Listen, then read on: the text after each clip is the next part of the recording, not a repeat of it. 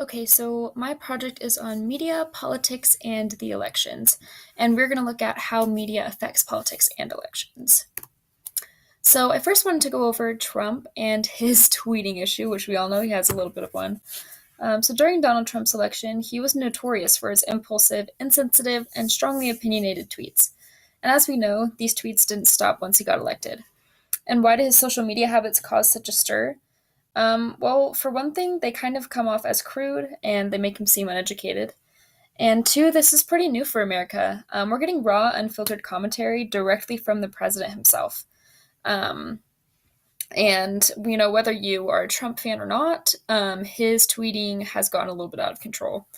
Obama didn't get his Twitter account until May of 2015, and that was right before his presidency ended. So when Donald Trump got elected, we weren't used to getting constant tweets from presidents, and Obama's tweets were not controversial. They tended to be inspirational or humorous. You could call them safe tweets. They weren't anything crazy. Here's an example of some of them.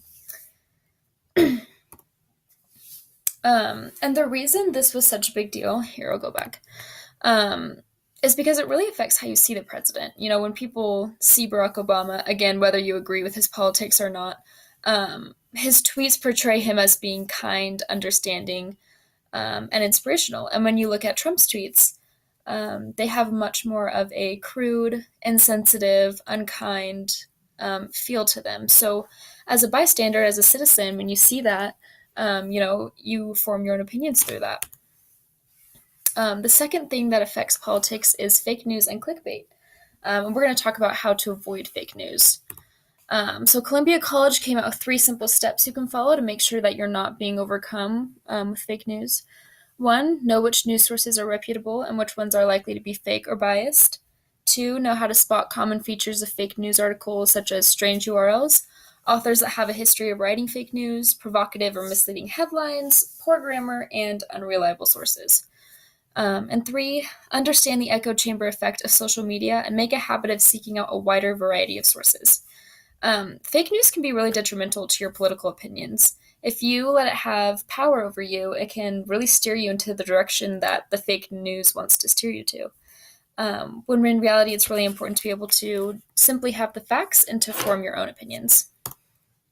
The third thing I want to talk about has more to do with elections and how polls affect your expectations on elections, especially when they're plastered on every news channel, every website.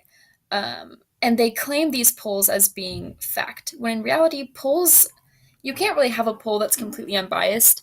They'll take a sample size and poll those people. So these polls aren't necessarily always completely accurate. Hillary Clinton was generally above Donald Trump in the polls, and then he ended up winning the election, as we all know.